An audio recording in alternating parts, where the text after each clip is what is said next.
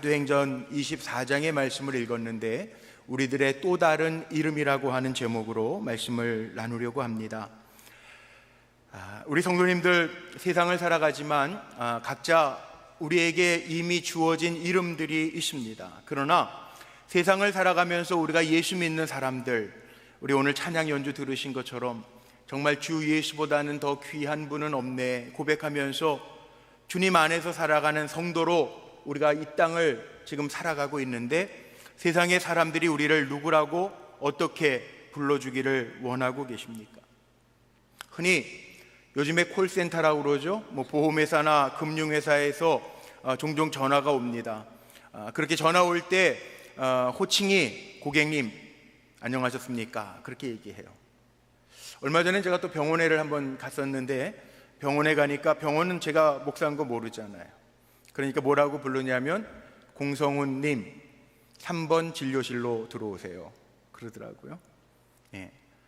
고객님, 또 이름 뒤에 아무개님 붙여주는 거는 존칭이기는 하지만 어떤 의미가 있는 호칭은 아닙니다. 그러나 의미 있는 호칭들이 있습니다. 우리가 흔히 아버지, 어머니 그러면 그 아버지, 어머니 부르는 호칭 속에도 아버지, 어머니 하면은 우리가 받았던 사랑의 이미지들이 머릿속에 있습니다. 우리 가장 가까이에 있는 남편이나 아내를 여보 이렇게 부릅니다. 여보라고 하는 뜻을 혹시 아십니까? 여기 보시오의 줄임말이 여보가 아닙니다. 우린 보통 그렇게 알죠. 여보 그러면요, 이 여자는 같을 여자에 보석 보자를 씁니다. 여보 이렇게 부를 때 여보는요, 나에게 보석 같은 존재라는 거예요. 예배 드리느라고 떨어져 앉으셔서 그렇긴 하지만 옆에 여보가 다 계시죠? 여러분은 지금 보석 옆에서 예배를 드리시는 보석 같은 존재, 나에게. 우리가 어디 갔을 때 장로님, 권사님, 또 직함도 있습니다. 사장님 이렇게 부를 때에도 있어요. 그런데 이렇게 직함이 담겨져 있는 이름이지만 거기에는 그 직함 속에 의미하는 내용뿐만이 아니라 또한 기대하는 내용도 담겨져 있습니다. 우리가 장로님 부르고 목사님 부를 때에는요, 세상에 많은 사람들이 있지만 장로님처럼 목사님처럼 정말 예수 그리스도의 모습이 보여지기를 기대하면서 우리가 부른다는 거죠. 어제 저녁에도 장로님 몇 분과 더불어서 오늘 예배를 위해서 저녁에 1시간 기도하고 들어갔어요. 어제 저녁에 기도할 때는요, 제 마음속에 그런 마음이 들어요. 계속 코로나가 종식되지 않았기 때문에 시청 직원들도 예배 때 왔다 가고, 우리가 토요일 날은 정말 신경 써서 방역하고 닦고 걸레질하고 볼펜 소독하고 열체크 기계 건전지 놓고 준비를 여러 가지 합니다. 평상시에 가졌던 마음보다 더 두려운 마음을 가지고 염려를 가지고 준비를 철저하게 합니다. 그리고 말씀 준비하면서 앉아서 기도하다가 제 마음속에요, 왠지 모르게 염려가 되고 마음속에 불안함도 있고, 이런 상황 가운데에서 하나님의 말씀을 잘 전할 수 있을까? 늘 두렵고 떨리는 마음으로 말씀을 전하고는 있지만 어떻게 해야 되지? 그런 마음으로 주님 앞에 엎드려 기도하는데 저에겐 그런 감동이 오더라고요. 너는 내 도구야. 말씀 전할 때 공성훈 목사가 드러나는 게 아니라 말씀을 전하는 순간에도 내가 드러나야 돼. 저는 오늘도 말씀 속에 다시 점검하면서 그런 마음이 들었어요. 설교할 때 공성훈 목사가 전하여 주는 말씀, 그 말씀이 아니라 제가 전하는 말씀이지만 말씀을 듣는 우리 성도님들에게는 예수 그리스도가 보여지기를 간절히 소망합니다. 그럼 되지 않겠어요? 우리가 누굽니까? 성도들 아닌가요? 성경에 보면 제자라는 표현도 있습니다. 또 사도행전 우리가 이미 지나갔지만 11장 26절 말씀에 보면 안디옥에서부터 비로소 안디옥 교회에 다니는 사람, 예수를 따르는 사람, 그들을 가리켜서 그리스도인이라, 예수에게 속한 사람이라 표현되어져 있습니다. 성도라고 표현되어 있는 부분들도 있습니다. 또 바울과 같은 이는 그리스도의 종이라 표현합니다. 그리스도가 주인이시고 자기는 종이라는 거죠. 그리고 빛의 자녀, 하나님의 자녀라고 하는 표현도 있습니다. 우리 사랑하는 성도님들, 세상에서 어떤 이름으로 불려지기를 원합니까? 사람들이 우리를 아무개라고만 부르는 것이 아니라 저분을 보면, 저분을 만나면 예수 그리스도가 보여.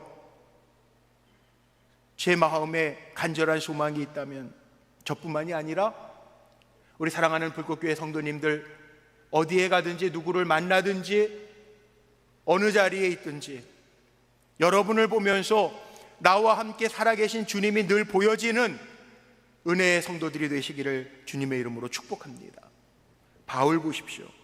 오늘 본문 말씀에 보니까 바울이 예루살렘에서부터 가이사라로 지금 많은 군사들, 470명이나 되는 군사들로 인하여 호송되어 왔습니다. 오늘 말씀 속에 보니까 닷새가 지난 후에 지금 바울이 고발되어서 로마의 총독 벨릭스라고 하는 총독 앞에 서서 재판을 받는 내용인데, 세상 사람들이 바울을 고발하는 내용과 바울이 그 고발을 당하고 나서 자기를 변호하는 이야기로 사도행전 24장이 이루어져 있습니다.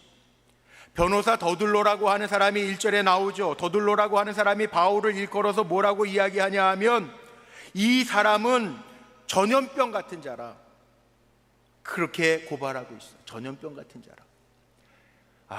제가 이 말씀을 읽고 묵상하면서 오늘같이 이렇게 전염병이 아직 종식되지 않아서 온 세계가 전염병으로 지금 코로나19로 인해서 힘들어할 때 사도 바울을 전염병 같은 자라, 이거 어떻게 설명을 해야 되나. 지난주에 이태원에서 전국에 흩어져 있는 원어민 교사 850명이 이태원에 모였다고 흩어져서 개학도 고등학교 3학년부터 점차적으로 개학한다고 그러더니 그것도 한 주가 또 연기되어서 5월 20일 날 개학하게 되었다. 선생들이 또 어떤 영향을 줄지 모르기 때문에, 이런 이야기들이 쏟아져 나오는데, 오늘 말씀 속에 보니까 세상 사람들이 바울을 가리켜서 뭐라고 고발하냐면, 이 사람 때문에 지금 예루살렘에 소동이 일어났는데 전염병 같은 자라, 그렇게 이야기해요. 왜? 바울이 이런 건요, 예수 그리스도를 전하는 거 아니에요. 유대인들도 하나님을 믿습니다. 그런데 예수 그리스도가 십자가에 못 박혔다가 사흘 만에 다시 살아나 부활하신 예수 그리스도가 메시아라고는 믿지 않았습니다. 그래서 예수 그리스도의 부활을 증거하는 바울을 핍박하면서, 예수 그리스도를 증거하는 바울을 고발하면서, 5절 말씀해 보니까 더둘로라고 하는 변호사는 이렇게 얘기해요. 우리가 보니까 이 사람은 전염병 같은 사람이고 천하에 흩어진 유대인들에게 소요를 일으키는 나사렛 이단의 우두머리라. 나사렛이라고 하는 것은 예수님 복음서에 보면 예수님을 부를 때 나사렛 사람, 나사렛 예수요, 그렇게 표현을 하죠. 유대교가 아닌 예수를 따르는 나사렛 이단의 우두머리라, 그렇게 고발하고 있어요. 전염병이 무서운 이유가 뭘까요? 여러분, 전염병이 왜 무서워요? 지금 왜 마스크들 다 끼고 계세요? 5,400만 가운데 우리나라가 아직은 그래도 참 방역을 잘해서 10,000명밖에 확진자가 안 나왔는데, 그럼 별로 퍼센테이지로 보면 없는 것 같지만 왜 마스크 끼고 예배드리세요? 이게 병이라는 게요, 전염성이 있으면 언제 어디서 감염될지 모르기 때문에 무서운 것 아니에요? 판데믹 그러는데요, 판데믹이 원래는 헬라어더라고요. 판데모스, 모두, 데모스, 인류, 모든 인류에게 영향을 끼치기 때문에 판데믹이라고 하는 단어를 쓴다는 거예요. 모든 사람들을 전염시킬 수 있기 때문에 우리는 지금도 마스크 끼고 예배드리는 거 아니에요? 그렇다면 바울을 가리켜서 전염병 같은 사람이라고 하는 얘기는요, 복음의 영향력을 바울이 끼치고 있는 사람이라는 거예요. 세상 사람들의 눈에 볼 때에는 감염을 시키는데 질병을 감염시키는 게 아니라, 이 사람은 나사렛 이단의 우두머리라, 예수를 전하는 사람, 예수를 전염시키는 사람이라고 표현하고 있어요. 전염병이 무서운 이유는 영향력이거든요. 그러면 내 삶이 예수 그리스도로 인하여 영향력을 끼치는 삶을 살아가고 있는가? 사도 바울은 내가 그리스도를 본받은 것처럼 너희는 나를 본받는 사람 되라고 했는데 이 말이 무슨 뜻입니까? 나를 본받는 사람 되라는 게 바울을 본받으라는 거예요. 내가 그리스도를 본받은 것처럼 너희는 나를 본받는 사람 되라. 기준은 예수 그리스도예요. 예수 그리스도. 전 우리 사랑하는 성도님들도 누구를 만나든지 여러분들을 볼 때마다 뵐 때마다 예수 그리스도가 보여지는, 예수 그리스도의 영향력을 끼치는 믿음의 종들이 되시기를 축복합니다. 복음에는요, 영향력이 있어야 돼요. 당연한 거예요. 복음에는 영향력이 있어야 돼요. 복음은 생명이기 때문에 그래요. 복음은 영원하기 때문에 그렇습니다. 복음은 복된 소식, 한번 들려지는 소식이 아니라 좋은 굿뉴스, 좋은 소식이기 때문에 늘 영원한 거예요. 살아있는 능력이 있다고요.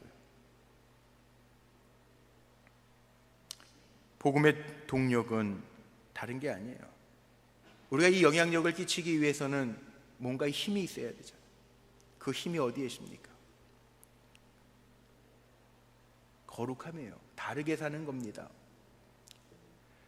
성도는 바울처럼 복음의 영향력을 끼치는 사람인데 우리가 무슨 힘을 가지고 영향력을 끼칠 수 있을까요? 실력으로요? 하나님이 실력이 있어서 우리를 뽑아주셨나요?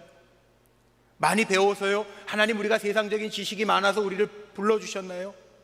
아닙니다. 우리 안에는 예수 그리스도가 계시기 때문에 세상 사람들하고는 다르게 사는, 다르게 산다라고 하는 게 성경적인 용어로, 신학적인 용어로 거룩함이에요. 거룩함. 바울은 이렇게 얘기합니다. 히브리서 12장 14절 말씀입니다. 모든 사람과 더불어 화평함과 거룩함을 따르라. 이것이 없이는 아무도 주를 보지 못하리라. 우리 안에 거룩함과 화평함이 없으면 어떤 누구도 내 안에 계신 주를 볼 수 없다는 거예요. 베드로 사도는 이렇게 얘기합니다. 베드로전서 1장 15절 16절 말씀에 보면 오직 너희를 부르신 거룩한 이처럼 너희도 모든 행실에 거룩한 자가 되라. 기록되었을 때 내가 거룩하니 너희도 거룩할지어다 하셨느니라. 거룩하게 사는 것. 우리 성도님들 어느 자리에 있든지요, 나를 통해서 예수 그리스도가 보여지도록 살아가는 그 거룩함이 저와 여러분 안에 가득하기를 간절히 소망합니다. 그런데 오늘날은 복음의 영향력보다는 참 속상한 게요, 이 코로나 질병의 영향력이 훨씬 더 전파력이 강해 보여요. 코로나 질병의 영향력 때문에 경제생활이 멈췄다고 아우성들이죠. 사회생활, 학교생활, 신앙생활까지 정말 우리의 삶의 모습이 모든 게 변했다라고 할 정도로 바뀌고 있어요. 그렇다면 우리 믿음의 사람들은 어떤 영향력을 끼쳐야 될까요? 저는 기도하면서 이런 생각이 들더라고요. 세상이 어두워지지만 우리는 적어도 이 어려움과 공포가 넘쳐나는 시대 속에 우리가 예수를 믿는 사람, 예수께 속해 있는 사람이라면 나를 통해서 주님의 평안, 에이렌의 평안, 위로부터 주시는 그 평안을 가지고 영향력을 끼칠 수 있는가? 우리 감리교인이라고 하면 누구나 다 아는 우리 감리교 창시자 웨슬리 목사님은요, 원래 영국의 성공회의 신부였습니다. 그런데 이 웨슬리 목사님이, 감리교의 시조 창시자인 웨슬리 목사님이요, 그의 일기 가운데 보면 영국에서 미국으로 선교사로 파송을 받습니다. 1735년에 10월 달에 미국을 향한, 조지아주를 향한 배를 탑니다. 그 당시는 비행기가 없으니까 배 타면 3개월 이상 항해를 해야 돼요. 1736년 1월 25일 그의 일기에 보면 이런 기록이 있습니다. 미국에 도착하기 직전에 자신이 탔던 이 배에 어려움이 생깁니다. 큰 풍랑을 만나서 다 죽게 돼요. 사람들이 공포에, 두려움에 떨기 시작합니다. 다 아이고 이젠 죽었네, 이젠 어떻게, 포기하는 상태. 요한 웨슬리도 성공의 목사님이었는데, 주교였는데, 요한 웨슬리 목사님도요 불안한, 염려가, 나 선교사로 하나님의 일 감당하러 가는데 이렇게 인생 끝나는구나. 마음의 불안함과 두려움 때문에 참을 수 없었다는 거예요. 그런데요, 이 배 안에서 평안한 사람들, 찬송하고 있는 사람들, 그 얼굴에 천사처럼 빛나는 사람들을 보게 됩니다. 모라비안 교도들을 만납니다. 그들 속에 있는 평안을 보면서 웨슬리가 고백하는 게 있죠. 왜 저들은 평안할까? 다들 어려워 죽겠다고 난리들인데, 두려워 떨고 있는데, 공포심에 짓눌려 있는데 저들은 도대체 뭔데 평안할까? 이유가 있었어요. 하나님의 살아계심을 믿고 풍랑 가운데에서도 역사하시는 하나님을 바라보는 게 다르더라는 거예요. 사람들은 풍랑만 바라보면서 죽겠다고 아우성인데, 모라비안 교도들은 살아계신 하나님, 온 우주 만물을 다스리시는 하나님을 찬양하면서 평안하더라. 부활의 확신을 가지고 평안하더라. 여러분에게는 어떠하십니까? 코로나가 일주일도 아니고 지금 100일을 넘어 석 달을 넘어 정말 힘들게 가고 있고, 들려지는 소문도 밝은 전망보다는 어떻게 보면 비관적인 전망이 많은 이때를 살지만, 여러분 마음은 어떠십니까? 지금도 불안하십니까? 염려가 되십니까? 두려움에 짓눌려 있습니까?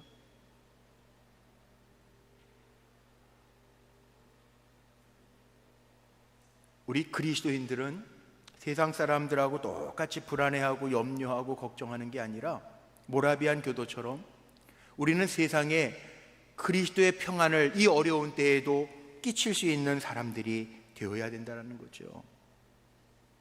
은혜의 삶을, 평안의 삶을 온통 힘들어 지쳐있는 이들에게 미칠 수 있는 삶이 되어야 되는 거죠.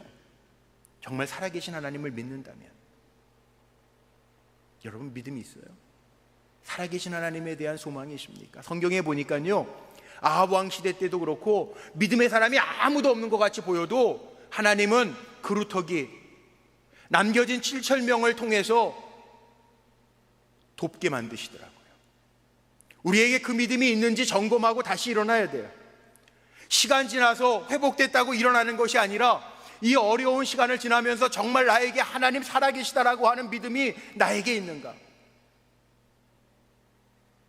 한국 교회 안에도 마찬가지, 세계 교회 안에도 마찬가지. 나무가요, 화분의 나무들이 다 죽은 것 같이 잎사귀만 무성하고 다 시들시들한 것 같은데, 그거 다 잘라주니까 거기에 싹이 돋고 꽃몽우리가 피더라고요. 오늘 아침에도 나오다가 봤어요. 죽은 나무 같은데 그거 관리해주고 자를 거 필요 없는 거 다 잘라주고 가지 잘라주고 하니까 거기에서 꽃이 피더라. 무슨 얘기예요? 이 어려운 시기에요, 우리가 예수님이 내 안에 계시다면, 살아계신 하나님을 우리가 믿고 산다면 우리가 기억해야 될 것이 있어요. 우리가 그동안 신앙생활을 오래 한 것 같은데 잘못된 열매들, 잘못된 가지들, 죽어있는 거 다 잘라내자고요.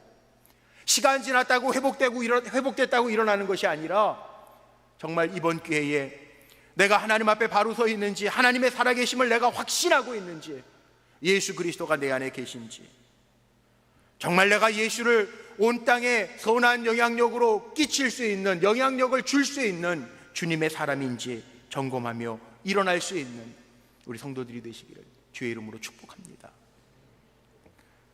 어느 목사님이 글을 쓰셨는데, 로드니 스파크가 쓴 기독교 발흥이라고 하는 책에 나오는 이야기를 가지고 글을 쓰셨더라. 제목처럼 기독교의 발흥, 기독교가 발전하고 흥하게 된 이유가 있다는 거예요. 원래 이렇게 박해받고 핍박받던 바울도 초대교회는 핍박받았죠. 박해 속에서 그 예수님을 따랐던 소종파, 유대교도 아니고 소종파 몇몇 사람들, 예수님을 따랐던 사람들 얼마 안 됐는데 지금 20세기가 지나 온 세계 인류의 영향력을 끼치는 기독교로 발전하게 된 이유가 뭔가 다른 게 있다는 거예요. 요즘 시대가 전염병 한참 창궐했던 시대였기 때문에 그 목사님 글을 쓰면서 그 책에 나와 있는 이야기 가운데 한 이야기를 썼는데, 로마 시대에도요 165년, 주후 165년에 큰 전염병이 로마에 있었다는 거예요. 어느 정도 죽었느냐? 로마 제국의 4분의 1, 25%가 다 죽었어요. 전염병 때문에. 세상에는 어떤 일이 있는 줄 아세요? 예수 믿지 않는 로마 제국의 많은 사람들이요, 이런 일이 있었다는 거예요. 이 전염병이 도는데 세상 사람들은 겁나니까 병든 사람이 생겨지면 미리 갖다 버려요. 지금처럼 백신을 기다리는 것도 아니고 병원 시설이 잘 돼 있는 것도 아니니까 미리 갖다 버려요. 생매장을 해요. 병자가 생기면 격리시켜버리고 버려요. 그런데 예수 믿는 사람들은 달랐다는 거예요. 어떻게? 예수 믿는 사람들은 부활의 신앙을 가지고 아픈 사람을 안심시키고 위험을 무릅쓰고 저들을 돌보면서 치료해줬다는, 간호해줬다는, 이게 기독교의 발전과 부흥의 요소들이었다. 달랐다는 겁니다. 오늘날 많은 사람들이 코로나19 때문에 고통을 받고 있어요. 건강하지 못한 분들은 더 불안해하기도 하고, 사업하시는 분들, 중소상공인들 점점 막막해하는 분들이 많아요. 이럴 때 마음이 따뜻하게 되어지는 소식들을 듣게 되는데, 우리 교회도 지난 금식 헌금도 예년보다 훨씬 더 많이 해주시고, 어려운 때라고 어려운 성도들 있으면 도와달라고, 돌봐주시라고 헌금하신 구제 헌금, 또 부활절 헌금 가운데 일부, 이렇게 해서 지난 2달여 동안 우리 성남시에 있는 큰 교회 목사님들이 매주 목요일마다 모여서 기도회 하면서, 또 우리 목사님들도 이런 일에 앞장서야 된다고 그래서 저도 사례비에 반을 띄어서 어려운 이들 돕는데 했어요. 교회에서는 우리 대구에서부터 확진자가 막 늘어날 때 대구의 어려운 비전교회를 돕고 한부모 가정, 어려운 가정들을 돕는데 우리가 같이 동참을 했고, 또 우리 불꽃교회는 또 우리 감리교단에 속해 있는데 우리 분당 지방에 24개 감리교회가 있는데 그 가운데 어려운 교회들이 있어서 6개 교회에 월세 지원하는 것을 돕기도 했습니다. 제가 지금 자랑하려고 이야기하는 것이 아니라, 어렵지만 다 힘들지만 우리가 받은 그리스도의 은혜를 함께 나누면서 영향력을 줄 수 있는 일에 참여하고 있다라고 하는 것, 이게 영향력이에요. 다 힘드실 거예요. 저도 기도해요. 우리 성도님들 사업 잘 되셨는데 요즘에는 어려워서 수금이 잘 안 돼서 힘들어하는 분들도 있어요. 식당이 잘 됐는데 요즘에는 식당에 와서 드시는 분들이 많지 않아서 힘들어하는 분들도 있어요. 많이들 다 어려우신 것 같아요. 그러나 기억하십시오. 우리는 그리스도인들입니다. 주님의 사랑을 나누는, 나를 통해서 예수 그리스도의 사랑이 보여지게 하는, 나를 통해서 예수 그리스도를 전염시키는 그리스도인들입니다. 저나 여러분이나 세상 사람들이 바울을 보면서 전염병 같은 사람입니다, 이건 질병을 이야기하는 것이 아니라 예수를 전염시키는 건데, 우리도 예수를 다른 이들에게 보여줄 수 있는 아름다운 삶을 살아가는 성도들이 되시기를 주님의 이름으로 축복합니다. 그 다음에 나오는 이야기는 바울이 변호하는 이야기예요. 2가지만 얘기하려고 합니다. 첫 번째는 바울의 변론 속에 담겨져 있는 고백이 있는데, 여기 바울이 그렇게 고백을 하죠. 15절 말씀 속에 보면요, 바울이 이렇게 고백합니다. 나는 하나님께 향한 소망을 가졌는데 항상 양심에, 부활의 신앙을 가지고 양심에 꺼리낌이 없도록 사람 앞에서나 하나님 앞에서나 살아가고 있다고 고백해요. 항상 힘쓴다, 거리낌이 없이 힘쓴다, 이렇게 고백해요. 부활신앙이 참 중요하죠. 여러분, 적어도요, 우리가 기독교인으로 산다면 우리가 가져야 될 3대 신앙이 있어요. 창조신앙, 여러분 다 아시는 신앙, 창조신앙, 하나님 온 세계 만물 창조하시고 운행하신다라고 하는 신앙, 십자가의 사랑, 십자가 신앙, 부활, 영생에 대한 소망의 신앙, 이 기독교 3대 신앙이에요. 이거 빼고는 기독교를 말할 수가 없어요. 사도 바울이 이야기합니다. 나는 하나님께 소망을 가지고요, 하나님 앞에서나 사람 앞에서나 거리낌이 없이 항상 힘쓰고 살아갑니다. 이게 바울의 고백이 아니라 오늘날 살아가는 저와 여러분의 고백이 되었으면 좋겠습니다. 여러분 힘쓰시나요? 이 힘쓴다라고 하는 표현이 아스코라고 하는 헬라어를 썼는데, 우리 바닥 같은 거 단단하게 할 때 아스콘을 깔잖아요. 아스코. 우리의 삶을 차곡차곡 든든하게 굳게 세운다라고 하는 의미예요. 하나님과 사람에 대하여 항상 양심에 꺼리낌이 없도록 내가 힘쓰고 있습니다. 그렇게 바울이 고백하고 있어요. 그리고 당당해요. 왜? 바울은 하나님 앞에나 사람 앞에나 꺼리낌이 없으니까. 우리 불꽃교회 성도님들, 가는 곳마다, 누구를 만나는 곳마다 당당하게 내가 하나님 앞에서나 사람 앞에서나 거리낌이 없다라고 고백할 수 있는 우리 성도님들 되셨으면 좋겠어요. 바울이 자기를 변호하면서요, 자기 자랑하지 않고 나에게는 부활의 신앙이 있습니다, 그렇게 변호하고요, 나에게는 하나님 앞에서나 사람 앞에서나 거리낌이 없습니다, 그렇게 고백하고 있어요. 이 두 가지, 믿음의 사람으로서 이 두 가지. 우리에게는 부활의 신앙이 있잖아요. 너무 쫄지 마세요. 하나님이 책임져 주시잖아요. 믿음이 있잖아요.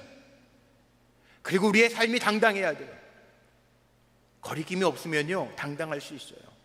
죄지으면요, 캥기면요, 사람 만나는 것도, 눈 마주치는 것도 불안할 수 있잖아요.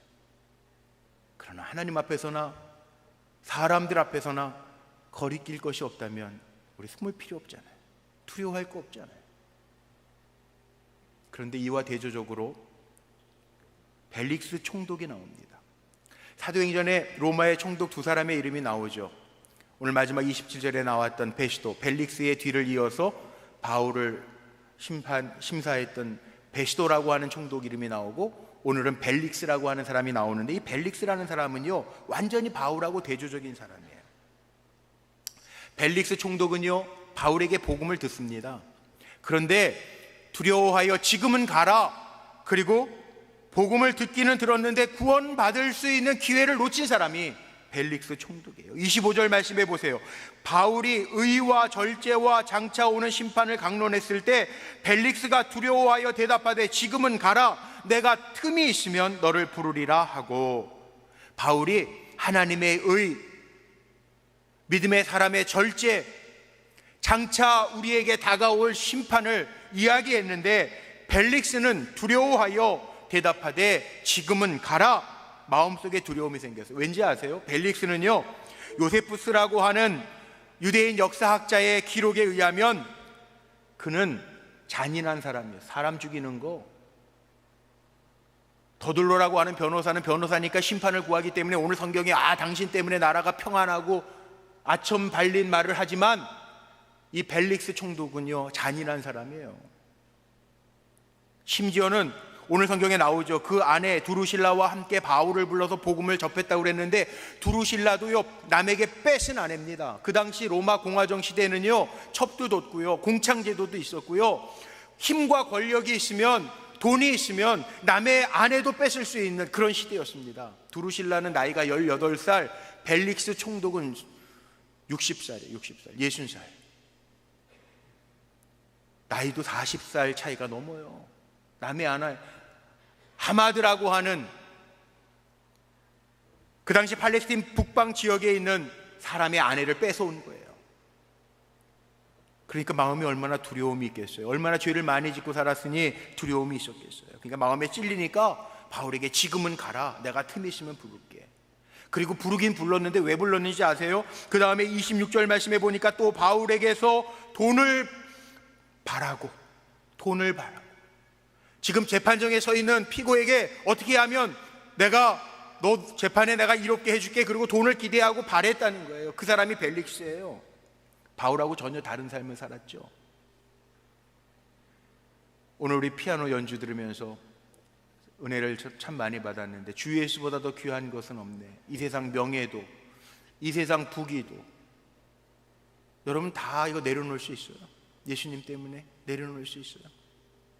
벨릭스는 그렇지 못해서 지금은 가라 하고, 그리고 살았던 사람, 바울과 전혀 대조됐던 사람이 등장하고 있어요. 오늘 말씀을 정리하고 마칩니다. 성도는요, 우리는 이 땅에서 살지만 저나 여러분은 복음의 영향력, 예수님의 사랑을 세상에 나눌 수 있는 영향력을 가진 사람이 돼야 돼요. 세상 안에는 더둘로같이 모함하는 사람도 있고요, 세상 안에는 벨릭스처럼 돈만 바라는 사람이 있고요, 벨릭스처럼 야비한 사람들도 있어요. 그런데 우리는 바울처럼 내 안에 주님이 계셔서, 살아계신 하나님을 믿어서, 내가 이 땅에 사는 동안에 그게 얼마일지 모르지만 주님 다시 부르기 전에 내가 주님의 복음의 영향력, 주님의 이름을 세상에 끼치며 복음의 영향력을 나눌 수 있는 사람이 되어야 될 뿐만 아니라, 바울이 늘 마음속에 있어 누구를 만나든지 강론할 때마다 전했던 것처럼 하나님의 의, 세상을 살아가지만 그리스도인으로서의 절제, 또 우리는 반드시 하나님 앞에 다시 설 날, 심판받을 날, 주님 다시 오실 날이 있다라고 하는 것을 기억하면서 사는 사람이 되어야 할 줄로 믿습니다. 저나 여러분, 부끄럽지 않게 세상 사람들이 볼 때에도 아무개 장로님 보니까 예수님이 보여, 아무개 권사님 보니까 예수님이 보여, 그렇게 칭찬하는 자리에 서 있게 되시기를 주님의 이름으로 축원합니다.